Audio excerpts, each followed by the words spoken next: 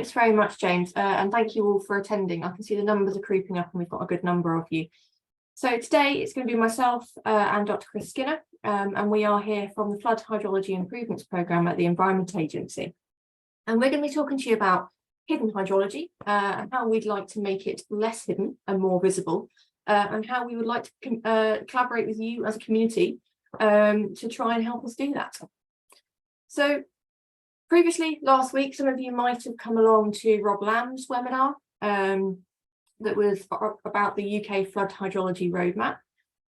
For those of you that weren't there and haven't heard of the Flood Hydrology Roadmap, it is a 25-year plan to basically improve how we do flood hydrology across the UK community. And in his webinar, Rob really did reiterate that this the roadmap is a community vision. So it is led and shaped by the community. That includes you and me. And to do and deliver that roadmap, we really do need some strong leadership and, more importantly, collaboration for delivering across the programme of work, which is why we're talking to you today. We would be really keen to collaborate with the folks that are on this call to help us shape the programme that the Environment Agency are delivering. And we will talk you through some ways that you can do that as we go through. The roadmap itself was shaped by the community. There were working groups and various ways online and in person that people shaped what the roadmap contained and what it looked like. But there are gaps and there are clear interfaces, and kind of Rob pulled these out to do with water quality, to do with environmental health, and to do with kind of how we interact more with the social sciences and how we kind of move from a very science-driven, science-focused, answering pure science questions to actually interacting with how this will affect us as humans. And that social science link Rob made very strongly. But also Rob alluded to the fact that there are opportunities for you to shape the programme going forwards, and that's both in terms of the Flood Hydrology Roadmap for the next 24 years now, but also our Environment Agency Flood Hydrology Improvements Programme. And as I said, we'll talk you through that as we go through. So FHIP, or the Flood Hydrology Improvements Programme, is a 6-year, £7 million programme of work that's capitally funded by the Environment Agency. And it's essentially our principal response to the Flood Hydrology Roadmap that Rob presented on last week. We're not the only Environment Agency response. So, for example, the Flood and Coastal Management R&D team will also be responding to some parts of the roadmap. They will be delivering some of the research side of it. But us as a programme, so the Flood Hydrology Improvements Programme, have about 20 projects and we're about 2 years in. We have 3 strands of working. So the Flood Hydrology Roadmap itself has 4, but we are very much focused on the ways of working. And through this kind of strand, we really want to work in partnership to raise the profile and standards in flood hydrology. We are from the Environment Agency, so we do want to drive strategic operational improvements. That's to both increase kind of overall capability, but also efficiency. And we want to encourage knowledge sharing across the community. And hopefully that will allow us to drive innovation and uptake of improvements, both within the Environment Agency, but also outside. And I should say at this point, we work and collaborate very strongly with all the devolved nations. So this is a piece of work that's being delivered by all of those as well. Our data strand, we are working very hard to ensure that our data is open and accessible. We've got a couple of projects on open data and open methods. And people understand kind of its limits, its applications, and actually how robust it will be to future climate. And again, the collaboration is key in here. We really want to kind of enhance our role as kind of trusted and valued stewards. But we want to make sure that we're working with people to make sure that data is fit for purpose, as well as being fit for being resilient for changing climate. The final strand then is working in partnership to assess kind of operational effectiveness around methods. It's identifying hydrological priorities and future methods needs. And it's also kind of understanding the value of flood hydrology in operational decision making. So we deliver across all of those 3 strands. but we're not the roadmap itself. So we do sometimes have kind of an EA slant on stuff, but we are here for the next 7 years. The roadmap is here for the next 25 years. So we will be delivering some of it and kind of providing some strategic direction to some of it. We cover the 4 main types of inland flooding, So river, groundwater, surface water, and reservoir. We only cover flooding, we don't do droughts. So although we have a low flow water resource team across the Environment Agency, our team itself only cover the flooding. We stop at the sea, so we are just inland flooding itself. And we only cover hydrology, so our jobs stop before the hydraulic models start. So obviously there are limitations in kind of this approach, but the real world doesn't kind of work with these fixed boundaries. So part of our programme is really to build these strong partnerships and work with other programmes and teams where we can to really deliver a programme that is fit for the entire hydrological community. So Professor Hannah Cloak, MBE, was one of the advisors that helped to shape our programme. And she summarised science as being, in a large part, about helping people see the invisible. And for each year of our programme, we're going to have a theme to our kind of comms and engagement. And for this year, it's hidden hydrology. So Hannah's quote about seeing the invisible is kind of where we picked up from. And it's an idea that's cropped up in all the engagement work that happened within the roadmap, but also the initial projects that we've done within FHIP itself.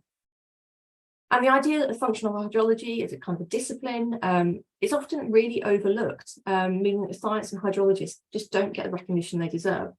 And particularly, we'll talk about our UK skills survey later on during the webinar. But during that, 52% of the respondents were dissatisfied with the value and esteem placed on hydrology, with only 18% of them being satisfied. So we've got a lot of work to do on making our community more visible and a better place to work. And we're not the only ones that have picked up on this. So clearly the watery theme. So in 2022, UNESCO ran the Making the Invisible Visible campaign in regards to groundwater. So clearly there's a lot of work to do across the water sector about making hydrology, groundwater, etc., much more visible to all the different stakeholders that we work with, and understanding why we need to work within this discipline. So I'm going to hand over to Chris, and we're going to talk through some of the projects that we're delivering as FHIP, and hopefully begin to talk around making some of our projects much more visible in terms of hidden hydrology. So Chris, I'm going to hand over to you. Thanks, Annie. Yeah, so what we're going to do in the rest of this presentation is we're going to look at 5 different areas where our projects are making hydrology more visible, or aspects of hydrology more visible. The first one we're going to look at is uncertainty, which is really, we're starting with a biggie. The Flood Hydrology Roadmap mentioned uncertainty 48 times. So obviously we've got a lot of projects which are looking at uncertainty. The first project we're going to profile is the relative uncertainty of hydrology in the model chain project, or understanding hydrological uncertainties. And this project aimed to make uncertainty in hydrology visible by revisiting the modelling evidence provided to flood schemes and asking what would have happened if different choices were made at that hydrology phase of the project, and how does this compare with the choices that are made at other points within the model chain, particularly focusing on the hydraulic modelling stage. The second project we're going to look at under uncertainty is the data uncertainty. So this is looking at the actual uncertainty within the hydrometric data we're collecting itself. And this is quite a difficult project to convey as we're learning that uncertainty means different things to different people. So this project is really just the first step to identifying what metrics we could use to identify that uncertainty, to measure that uncertainty, and to communicate it to the user base. So embedding this will be needed to be done whilst increasing a widespread understanding of uncertainty, and this is something we anticipate will take a while.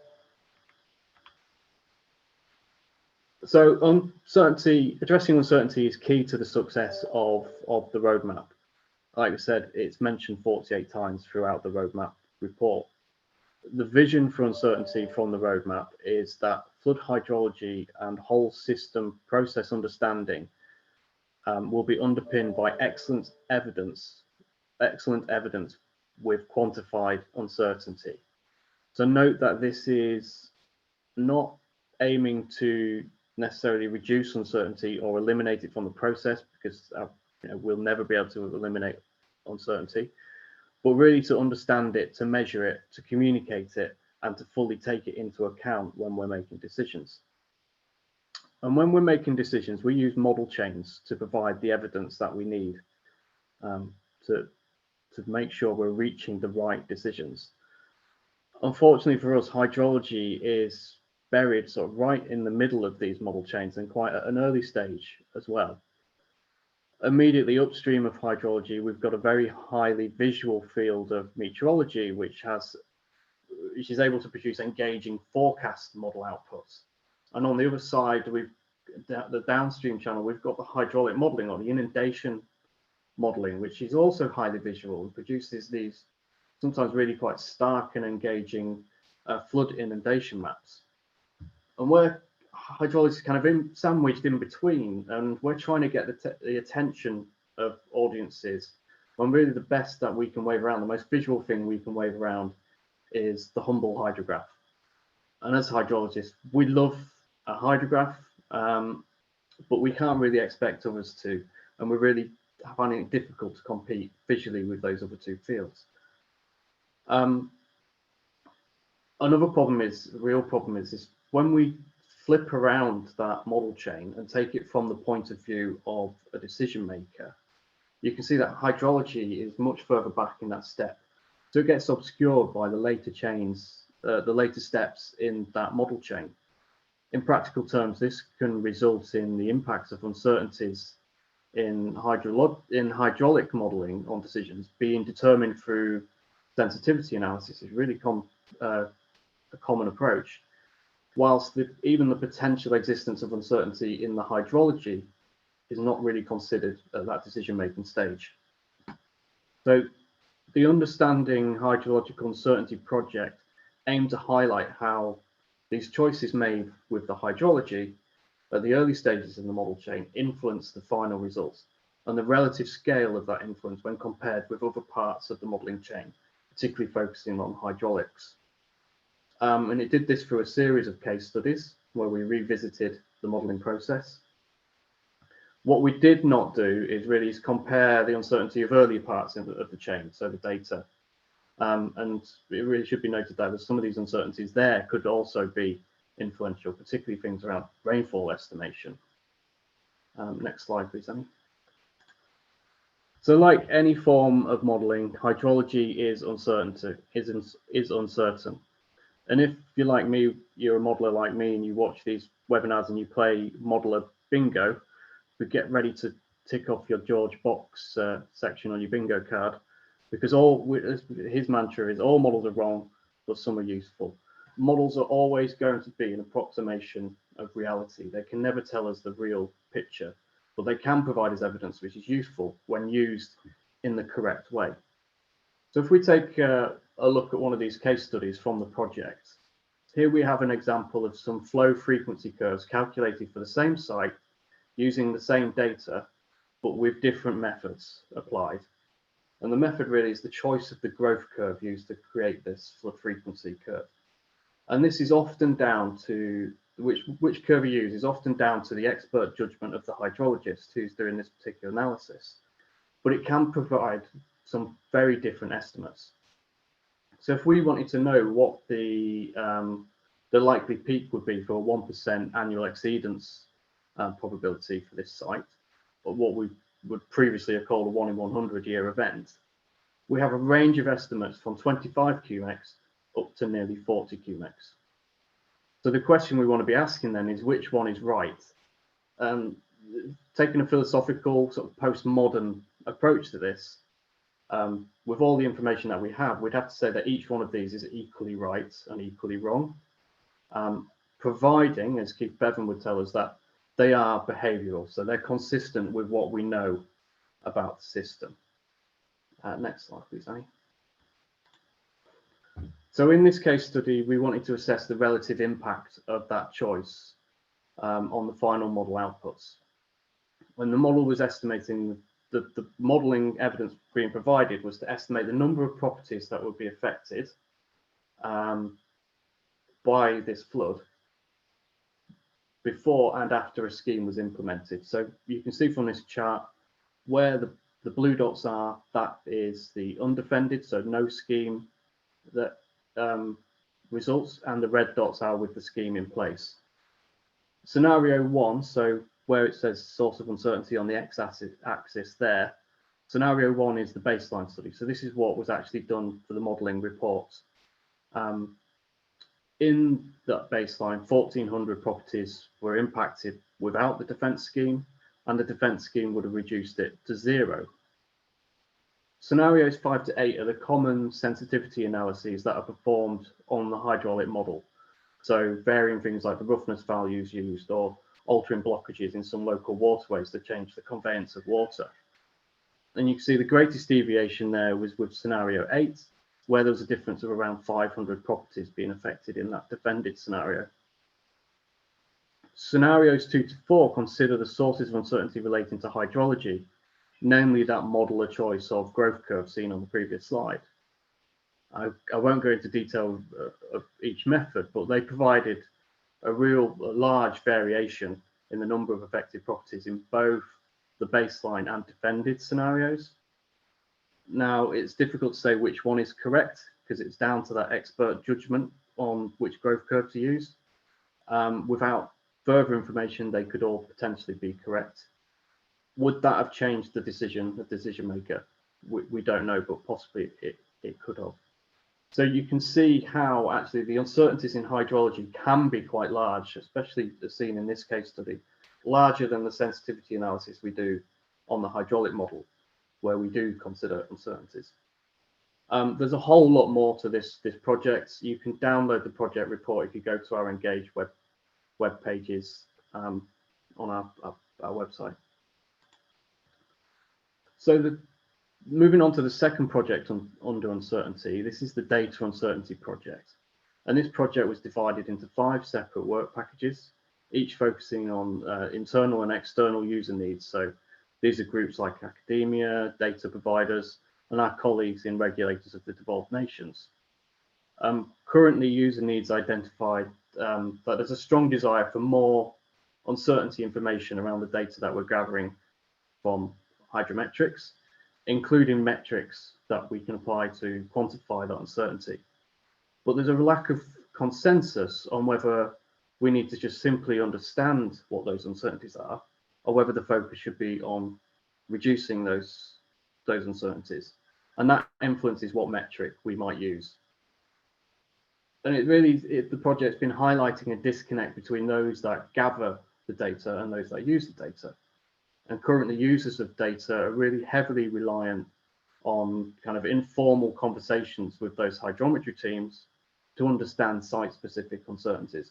It's not automatic. There's no metrics that people can look up. They have to go find the people who collected the data, talk to them, and use their local knowledge. And currently, even if we do have uncertainty metrics, they can be quite difficult for people to access and extract. And this is not consistent between the ways people use them. So internal users to the EA will have access to our WSCI system, which may use one form of metrics, and external users will have access to a different system and their metrics might be different. And it's difficult to then say which one is the definitive metric to use. We'd also need to collect further user needs, understand fully our current practices within the Environment Agency, what international best practices. All this needs to be gathered and compared to identify gaps and inform the ways to synergize the different strands of this project. And you can see the dates here on the slide that we will be doing this gap analysis over the summer. with implementation strategies formulated in autumn and a report expected in January. Again, that would be uploaded onto our web pages. Next slide, please, Annie. Yeah, thanks, Chris. So the second way that we would like to make hydrology much more visible is actually making the skills visible. So earlier in the year, we ran the first UK Hydrology Skills and Satisfaction Survey, and hopefully some of you guys who are on the call might have filled that out for us.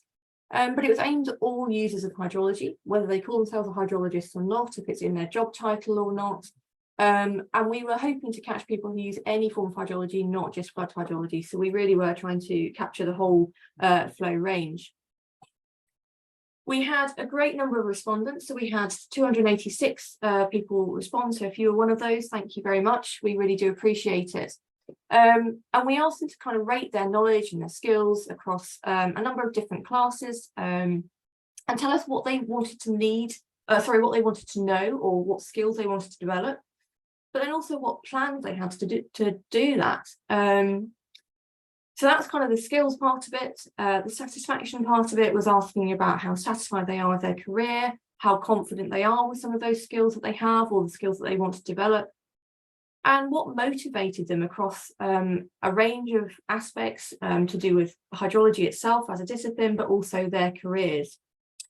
And finally, we really wanted to understand the diversity of the community and what activities they undertake, such that we can begin to increase the kind of voices that we have feeding into hydrology. So we collected an awful lot of data, and there's an awful lot to unpack within the reports, but just some snapshots of the finding here. So Rob last week in his roadmap webinar was talking about AI, and that's kind of come up very recently. Just before you guys joined the call, we were talking about it, and it really has been the last year that AI has become really important. But within the survey, the results showed that nobody rated themselves as expert level in machine learning or AI, and probably to a great extent to gain and disseminate that expertise to hydrology. Similarly, for coding, the skills or people's kind of belief in their skills are very low. So like machine learning, the majority of these skills can be available in the university and research sectors. So the skills survey was also split down by sector for some of the results that we were looking at. And as I just said, the university and research sectors were much more likely to have these coding and AI skills. However, they were two of the skills that were in greatest demand across the respondents that they kind of wanted to learn going forward in the future. So there clearly is a demand within the community to pick that up. When we asked about their thoughts on skills and training, a common response that there was just too much to learn. So the webinars like this are fantastic, but there's an awful lot of them. And people are really keen to learn new skills and to develop new skills, but there's just too little time to do that. So we need to think of some ways across the community that we can kind of do bite-sized chunks in this learning or deliver it in new ways, such that we really can increase the skill set of those that are in the community. However, what was really positive was that nearly 70% of folks who filled out the survey said that they were actually really would recommend hydrology as a career choice.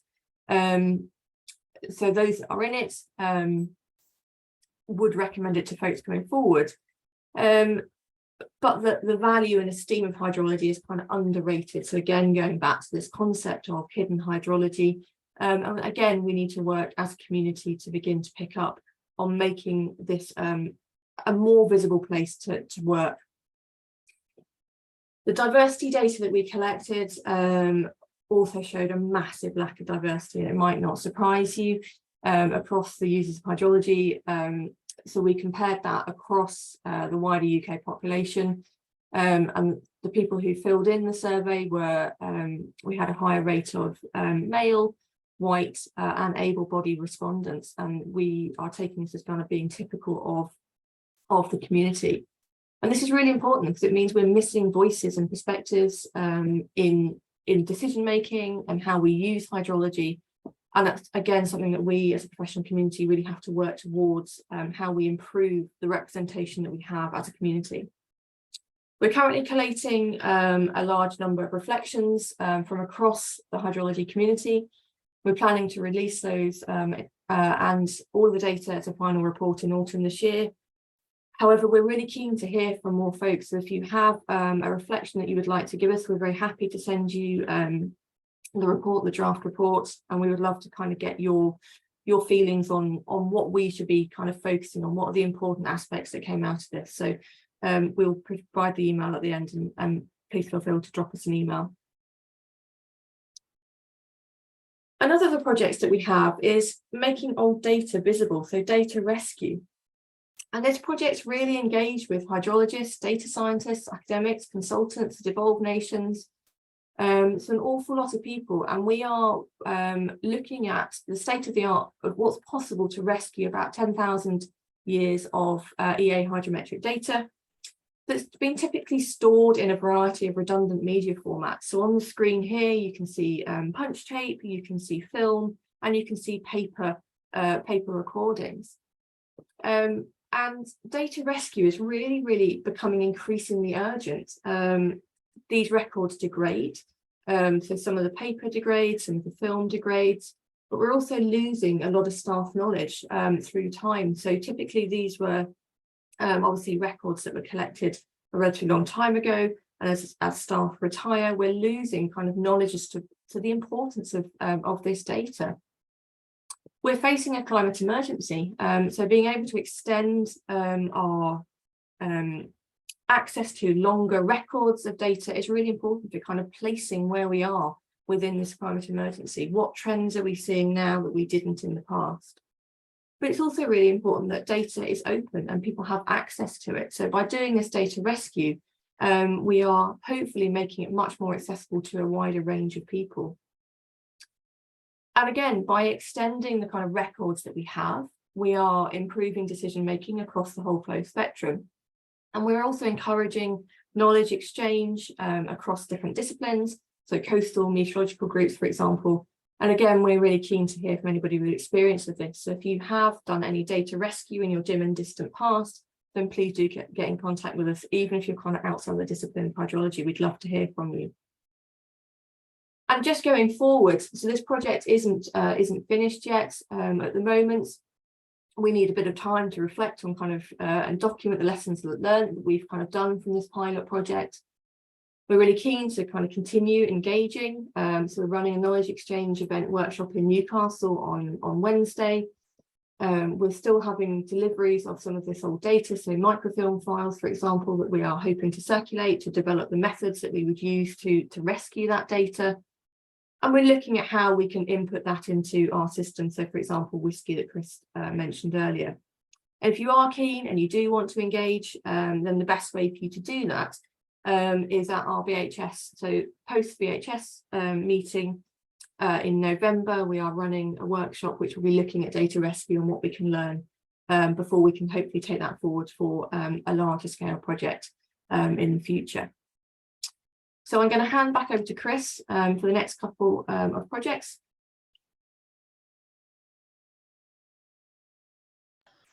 Thanks, Annie. Yes, so the fourth way that we're making hydrology more visible is by making methods more visible. And this is through the Open Methods in Operational Flood Hydrology project. So our colleagues in academia will extol the virtues of open science quite loudly and enthusiastically. And there is plenty of evidence to support the benefits it brings to the research community and scientific research. And this includes increased scrutiny, increased collaborations, increased participation, and a democratization of science. Now, within the Environment Agency, our data is already openly available under open science principles. So the Open Methods project really has been investigating how we might extend those principles from data to the methods that we use in hydrology, and whether that would be beneficial. The objectives of the Open Methods project were these. So the first one was we wanted to establish a framework or a definition around which we could evaluate how open a method is. We saw openness is much more than something just being free, free to use, and we wanted to capture that within that definition. We also didn't want this framework to be a judgment on the methods. A more open method is not automatically better than a non-open method. It's just an alternative approach to doing hydrology. The second one was we wanted to understand how the different elements of the framework aligned with the needs of those who actually have to do the hydrology day in, day out. Would what the academic literature tells us about scientific research and good practice actually be useful within an operational context? Thirdly, the project and the report are just really the start of the conversation that we need to have. And it's probably a conversation which is going to go on throughout the whole of the 25-year UK Flood Hydrology Roadmap period. So the project really was set up to collect the evidence to inform that conversation from the start. And finally, we know that any transition towards open methods, if that's the way the community decides to go, is going to be very difficult. So we wanted to kind of show the way a bit by highlighting an aspirational vision of how it could work in practice and some details of how we could bring ourselves as a community to that point. Next slide, please, Annie. So this slide is just a visual summary of where we are as a sector. So these are the collective ratings of some of the most common methods used in flood hydrology in the UK. We didn't want to spotlight any individual methods. This is not about judging methods and trying to say open methods are better or not. We wanted to know where we were as a community. We also wanted to make a distinction between the methods themselves, so i.e. the theories and the equations required to put that method together, and the actual software used to implement that method, so the coding used to implement the method. As you might expect, the former is more open than the latter. The majority of methods that we looked at were commercial, so codes were generally not published or openly available. But users reported when we did a survey of users that they would be prepared to pay for software that was well implemented, easy to use and supported, even if this did not fully follow open science principles and reproducibility. I'm pretty sure this is going to be a hotly contested point in conversations in the future. Next slide, please, Annie.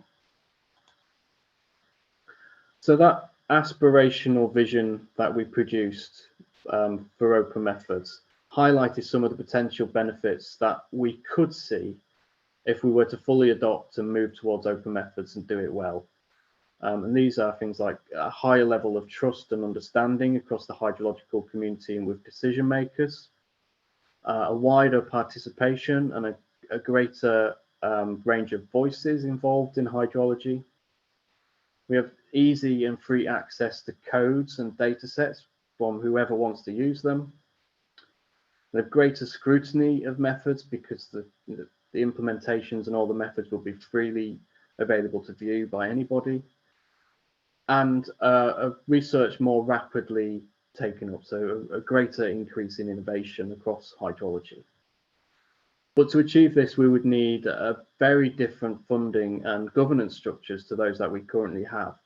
And it would involve much greater involvement across the whole of the hydrological community. It's not something that we'd envisage the Environment Agency doing alone. Currently, this project, we're now at the peer review stage. We're reviewing the final reports that we've got back. And we hope to finalise the report and publish this within the next 2 to 3 months. So do keep an eye on our Engage web pages for news on that.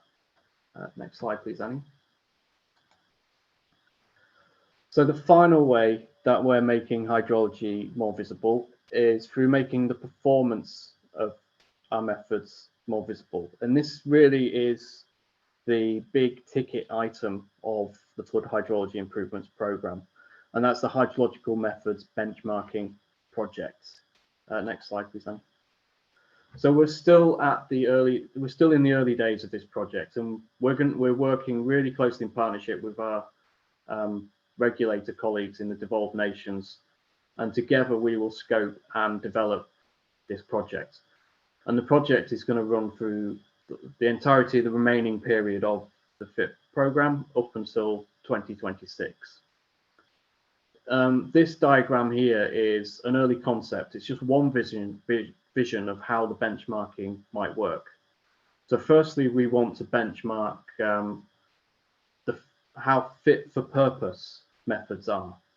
So i.e. how suitable are they for the user who is going to be using those methods, and how useful they are to providing the necessary evidence to decision makers at the end of that model chain, as well as how they perform against a set of standardized tests. And this in the diagram is shown by that horizontal route where the methods are tested against a set of tests and criteria and scored. Secondly, we want the benchmarking to encourage an innovation and to help others develop new methods that are attuned to our user needs.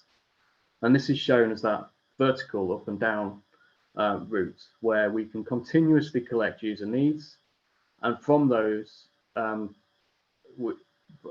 collect the user needs from those who are using the methods and communicate those through to those who are developing the methods through the benchmarking tests. We'll also aim to provide a set of external tests that allow developers to independently evaluate their methods and provide a formal route to getting those methods evaluated further and to open them up for operational use. As I say, this is just one vision. It's just a concept of how that benchmarking might work. It's very early days and it will be subject to lots of changes, I'm sure. Next slide, please, Annie. So just some timescales on this. We would really love you to get involved. We want as many voices involved in this as possible. As we looked at in the Open Methods project, any sort of future governance of methods is likely to involve a much wider range of hydrologists across the whole of the community. And this is a great way to get involved. And we have 2 workshops coming up, and it'd be great if you could attend the most appropriate one to you. So we've got one for software developers on the 19th of July between 10 and 12. And then a week later on the 26th of July, there's one aimed at academics. If you'd like to be involved in those workshops, do drop us an email at fip@environmentagency.gov.uk. Next slide, please, Annie. Fab, thanks, Chris. So I think that's kind of the end of where Chris and I were hoping to get to today. But we kind of want to hand over to you, I think, and we would like you to help us tell the importance of hydrology. So hopefully we've given you an idea of how we've tried to remove some of the barriers, to remove some of the invisibility and make hydrology a much more visible discipline. So if you've got any really good examples of the value of hydrology, it might be a project you're working on or in your particular business, if you've got any good examples of how uncertainty propagates through that model chain that Chris was talking about, then please do get in contact with us. We'd love to make kind of little case studies out of them, or kind of vignettes to go on the website. So it would be great to talk to you about how you've incorporated hydrology into your workplace. We'd also really like you to come along to the workshop. So we are really keen, as Chris said, to have as many voices as possible to shape our programme. So there's workshops for both the data rescue and also the benchmarking, and we're very happy to kind of give you any of those details. So contacting the FHIP team on the web on the email address that we had earlier that I think will go in the chat later, and we'll be very happy to chat with you. So with that, we will say thank you very much, and we're very happy to answer any questions. Many thanks, Annie, Chris. Just a reminder, please pop any questions you have in the Q&A box. There is one there already, Annie, and it relates to the diversity calculations you showed on one of the earlier slides. And it asks, how can we learn more from the diversity of hydrologists based in Africa and Middle Eastern countries to increase diversity in line with how the African countries and non-Christian cultures I'm actually going to punt this question to Chris because the skills survey was his baby. I just presented it today, but very happy to answer that. But Chris, do you want to have a go first? Yeah, I think it's quite a difficult thing for us to do in the Environment Agency because we're very, our focus is England, and we have limited scope to work with international colleagues. But there's definitely lessons that we can learn from different areas and different places which have different lessons. I think we do have some other projects within the FHIP where we can look at this. Like, I think there is a lot of scope for us to learn from international partners and how hydrology is done in different cultures and in different places. Yeah, I think just picking up on that, we kind of asked if you've got any good case studies or ideas as to kind of what is or isn't working in a particular place. That might be a culture, it might be a country. Then really do get in contact with us. We're very happy to kind of talk through, and it'd be really great if we could have people from different places and really see the diversity of hydrology, I guess. Yeah. Thanks for that. I have a question. Obviously, a key part of this is around engagement and how you get that engagement, hear those stories from other parts of and other organisations that are doing hydrology. What does good look like? What would be a healthy example of this sort of engagement that you'd like to see, where hydrologists or people practicing hydrology can converse freely and solve some of these issues around visibility? Yeah, absolutely. So I think that the skills survey, particularly the kind of the response was that half of the people got their information from SIWEM and half from BHS, which we really weren't expecting. So I think for us, it's been a lesson in talking to different communities and reaching out beyond what maybe traditionally, BHS was probably the traditional route for hydrologists to talk to each other, but clearly SIWEM is also a really important part that we may not have kind of picked up on before. So I think it's about us recognising that there are different routes, there are different communities where hydrologists sit, and actually finding the best kind of comms routes into them. I think the skills survey was a really good example of how we've kind of collaborated across the community. So we ran workshops, particularly with early career researchers, for example. They helped us shape the surveys and the questions that went in there. We've asked for reflections across the community, so it's not just our voices that we're hearing. So I think it's all about increasing the diversity of the voices that we're hearing. For all of our projects, we are really keen all the way through to kind of hear from people, to have people feed in, to help us shape scopes, to help us sit on advisory panels, to help us sit on be technical experts. So I think it's really is about reaching out to as diverse an audience as possible. So if any of the people that are on the call today want to get involved and want to speak to us, we are really, really happy to speak to people. So I think it's just about recognising there are different kind of communication routes that we might not necessarily be tapped into. Thanks, Annie.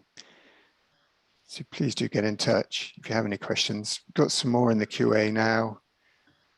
What do you see as the next steps to increasing visibility, hydrology skills, and understanding of the importance of hydrology with decision makers?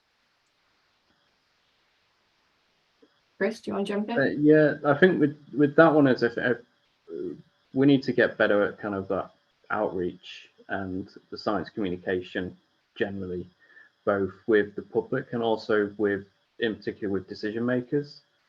I think the way we're going to get decision makers to account for uncertainty of hydrology in their decisions is actually going and talking to them and showing them, these case studies that we produce. So we've done the work of getting the evidence. I think the next step is actually going out and talking to them. And I think it's a challenge to the whole community, is that if we're not happy with that esteem that's been placed on hydrology, then no one's going to fix that for us. I think we all have a role to play in kind of raising the profile of hydrology.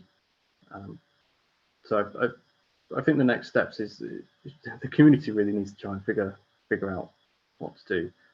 From our point of view, it's about having conversations and sharing our evidence that we've gathered. I think it's also about taking a step back and kind of thinking, right, why do we need this visibility? Why do we need this knowledge? And I think the government's agenda clearly is very much one towards where we are working towards a more resilient nation, particularly around flooding, particularly around working with nature, natural flood management, all of the kind of buzzwords that are sitting around government at the moment. And I think it's about taking a step back and saying, okay, you can't have resilience to the future without knowing X, Y, and Z, and hydrology is really key within that. So I think it's about kind of paring it back and saying, right, what are the key messages we have? What benefits does hydrology have in different parts of the modelling chain, to kind of use Chris's language from earlier, and just really pulling those benefits out and kind of putting them in the faces of the people who are making the decisions and saying, without understanding hydrology, we're not going to move forward. We're not going to be able to address these big societal challenges, which are what's driving the agenda at the moment. So I think it's really about benefits mapping and kind of really understanding where hydrology sits and the most important kind of messages that we can take to people, but also making it very clear. And I think there's one very big one in there around uncertainty and how we communicate uncertainty. So kind of the two projects that we've got in uncertainty, so with methods, with data, it's about communicating that very clearly to people and saying, we're never going to remove uncertainty. We have to live with it. We have to work with it. But these are kind of the bounds that we're working with. And I think it's just about helping people understand that we have to live with uncertainty and kind of how we incorporate that into decision-making process. Yeah, big challenge there. Yeah. So another question here about the split of hydrologists in academia and out with in the industry. So do you know what that split is? Yeah, in the survey, we did ask what sector people were working in, and we got a lot more people responding who work for either a regulator, so the Environment Agency, or SEPA, NRW, DFI, or a consultancy industry. I don't think that's necessarily reflective of the split of hydrologists. I think we did have trouble getting the survey to people who worked in academia, because I don't think the number of responses we had was really reflective of the number of people working in hydrology within academia. The same for water companies as well. We get very low response from water companies, which I don't think reflects the number of people who work with hydrology in that sector. So it would look from the results that we've got that the majority of hydrologists are working for regulators or consultants, but I would take that with a large pinch of salt. I think we did have trouble reaching people with the survey. We do plan to repeat the survey in 3 years' time and to keep going throughout the period of the roadmap. So hopefully this exposure of the survey now will help us get more, a much greater response rate in the future. And I think part of that difficulty is because we might not, as an academic, both Chris and I have come from kind of academic backgrounds, we might not necessarily call ourselves hydrologists. It might not be in our job title, but actually it's part of what we do. So I think it's actually people saying, oh, I'm not sure if I'm a hydrologist, I shouldn't answer that, or I shouldn't engage with that, or I shouldn't be part of the survey because it's not my job. So I think we struggle to kind of get a grip on that because of people just not really having confidence to say, actually, yeah, I do use hydrology, or I use hydrology enough to be able to kind of, take part in this. So I think that was another problem. Yeah, I think similarly, hydrology is also a technical word. So we were not necessarily asking hydrologists to fill out the survey. We were asking people who use or work with hydrology to fill out the survey. But I think hydrology could probably mean lots of different things to different people. And maybe some people filled out the survey who possibly didn't work with hydrology as we would define it, and we maybe missed people because of that as well. So I think we've got to learn lessons and figure out how we pitch that in the future. But I think it raised wider questions that we talk about working with the hydrology community. But is that actually a thing? Is there a hydrology community to work with? I think it's an open question, and I think we need to understand that a bit better. Great, thank you. 2 workshops that have been advertised in the month of July. Could you please point to a link that will explain what will be covered in those?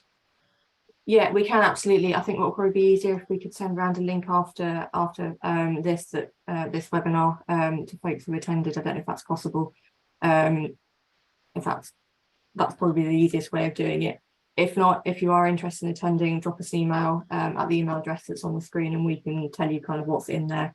But yeah, we can send something around after the end of this if that's people would like to be involved. Great, thank you. In the survey, it's mentioned that 94 are white. How did you get this figure? What does that mean, including colour, race, etc.? Okay, so this 94 wasn't a definitive number. It's essentially 94% of respondents told us they're white. The way we communicated it is we just turn that percentage into, if you had 100 people, 94 would be white. So we did that to compare it against the population of the UK. It was actually the population of England and Wales, where 82 people would call themselves white. I think what was quite interesting, we had more people who were from the outside of the UK who were white respond than we did people who were not white and are from the UK, which I think is quite a damning indictment on our diversity in terms of race. So, but yeah, that number is a percentage, not an absolute number. Thank you, Chris. And is it an issue with hydrology being uncertain and having large variance across the methods? Or is it the way we seem to communicate flood risk in certain terms? Those certain terms can change every time it rains. Yeah, I think any modelling we do, any science we do, is going to be uncertain. I think the issue we've got with hydrology is not necessarily that it is uncertain, although there is a lot of uncertainty. It is how that uncertainty is communicated and how it feeds through to decision makers, and making sure that when we're making decisions, decision makers are armed with that evidence. They know actually this is the variance that this result could be, and being able to provide that information. If we can reduce uncertainty as well, then it's even better. But I think the biggest problem is actually how we, as the person who posed the question say, is communicating that uncertainty. And I think it's how we do that across different stakeholder groups, because as Chris said during the presentation, uncertainty means different things to different groups. So it might mean something different to a hydraulic modeler as compared to what it does to the decision maker. So it's actually understanding what those different stakeholders want and what their understanding is, and kind of working from there. So yeah, absolutely, it's completely about communication rather than about kind of the term and kind of the understanding itself, I think. Fab. Has there been any thoughts about setting up a community through an online platform like Yammer for consultants and public sector alike to share knowledge, e.g. sharing recommended learning courses, so at least less time is needed to find courses in the first place?